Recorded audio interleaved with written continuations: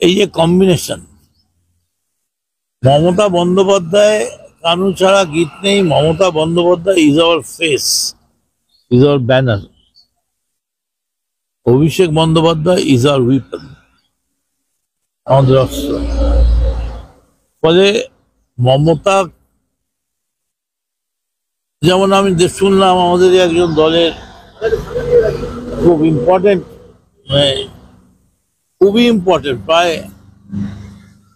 Supreme কোর্টের chief justice লেভেলের লোক আর কি, তিনি দেখলাম বলেছে যে কে ৭০ বছরের প্রেসিডেন্টটাকে কে আটকে রেখেছে দিন ধরে, কে মাথায় হাত দিচ্ছে। আমি তো অবাক হয়ে শুনলাম। আমি আবার বাড়ির লোককে জিজ্ঞেস করলাম, হ্যাঁ গো আমরা কি পার্টি চেঞ্জ করেছি? তো বললো না। তা আমাদের পার্টির নাম কি? বলো তৃণমূল কংগ্রেস। এই পার্টিতে কে কি হবে কে ঠিক করবে? ছাত্র যুব অভিষেক ঠিক করবে, এবং কোনোদিনই অভিষেক মমতা ব্যানার্জির কথা ছাড়া কিছু করে না। ফলে সবটাই মমতা এবং অভিষেক সম্মিলিতভাবে সিদ্ধান্ত হয়। কে বলছে কার কাছে গিয়ে ডাক্তাররা পায়ে পড়েছে?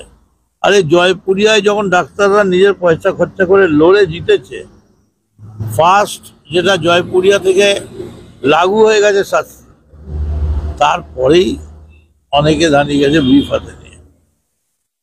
বলে এইসব গিমিক করে কোনো লাভ নেই।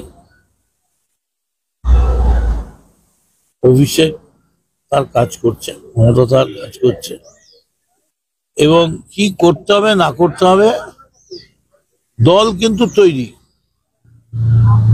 দল নির্বাচনের জন্য তৈরি। ছোটখাটো ফুটো টুটো দিয়ে টুকটাক এদিক ওদিক যা আছে সেগুলো রিপেয়ারিং চলছে।